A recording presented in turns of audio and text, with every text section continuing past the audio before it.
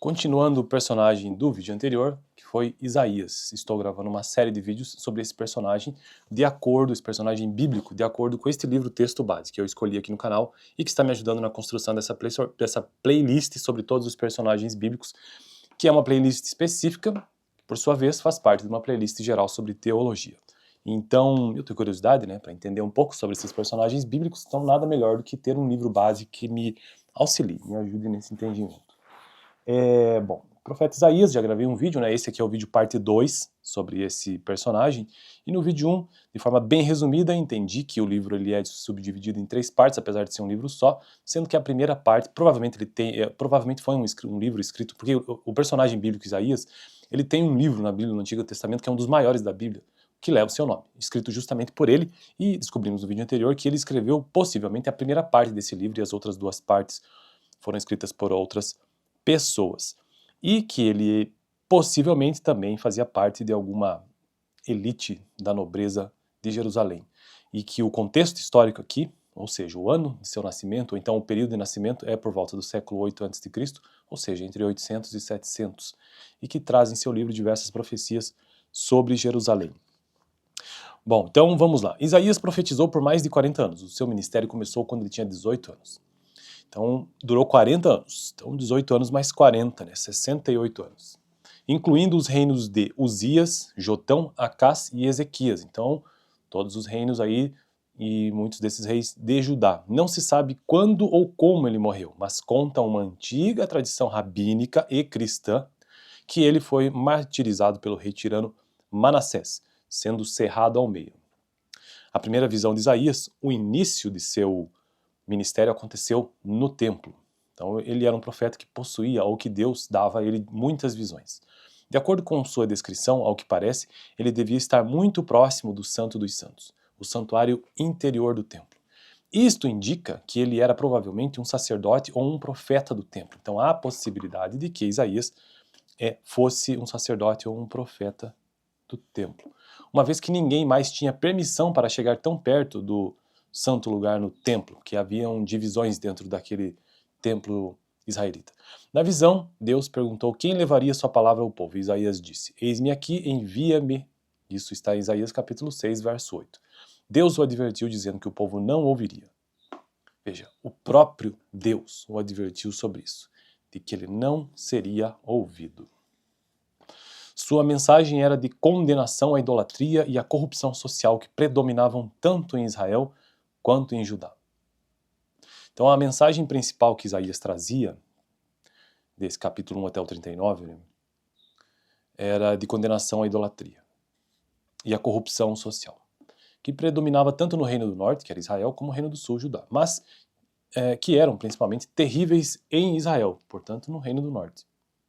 A ameaça dos ataques assírios era grande e as duas nações corriam em grande perigo, porque tanto o reino do norte como o reino do sul, ambos foram conquistados. O reino do norte pela Assíria e o reino do sul, que é Jerusalém, Judá, pela Babilônia.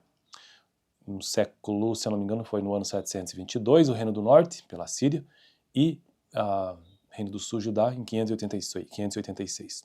Então durou um pouco mais, E Isaías ele é exatamente desse período. Não de 586, mas de 722, com toda certeza ele estava ciente ou tinha visto em visões essas terríveis coisas que viriam sobre tanto no reino do norte como no reino do sul. A ameaça dos ataques assírios era grande e as duas nações corriam em grande perigo. A mensagem de Isaías era o seguinte: se eles confiassem em Deus, o Senhor os protegeria. No entanto, se confiassem em armas, certamente cairiam. Jotão, filho de Uzias, deu ouvidos a essa mensagem, ao contrário de Acás, filho de Jotão. Acás até chegou ao extremo de oferecer o próprio filho aos deuses pagãos, como sacrifício humano, a fim de afastar os ataques assírios. Acás estava sob pressão dos reis Peca, de Israel, e Rezim, da Síria, para se unir a uma colisão contra os assírios, mas ele temia que a intenção de Peca fosse juntar Judá a Israel e que essa aliança somente servisse para irritar Tiglat-Pileser, o rei da Assíria, e precipitasse um ataque. Isaías confirmou que era isso que aconteceria, assegurando mais uma vez a Acás que, no caso ele se voltasse para Deus, o Senhor o livraria das mãos dos assírios. Ele orientou Acás a pedir algum sinal de Deus, mas Acás, no que parece constituir uma falsa espiritualidade, se negou a pôr Deus à prova. Reconhecendo a sua hipocrisia, Israel entregou a famosa profecia segundo a qual, Isaías entregou a famosa profecia segundo a qual o sinal de Deus seria este, entre aspas, a virgem, fecha aspas, ficaria grávida e daria à luz um filho chamado Emanuel, Isaías capítulo 7, verso 14. Acas, não tendo confiança suficiente em Deus, fez um pacto com os assírios, basicamente vendendo Judá à servidão. Com a apostasia de Acas e sua falta de confiança em Deus, Isaías se retirou da vida pública. Não está claro se ele foi proibido de falar ou simplesmente optou por permanecer em silêncio diante de pessoas que não lhe davam a devida atenção. Vou repetir essa parte aqui, porque na verdade isso é uma situação bastante comum com todos os profetas da Bíblia. Com a apostasia de Acas e sua falta de confiança em Deus, Isaías se retirou da vida pública. Não está claro se ele foi proibido de falar ou simplesmente optou por permanecer em silêncio diante de pessoas que não lhe davam a devida atenção. Embora, ao que tudo indica, ele não teria permanecido em silêncio simplesmente por receber ordens de alguém como Acas. Quando Tiglat-Pileser destruiu Israel e expulsou seus cidadãos da terra, em 724 a.C.,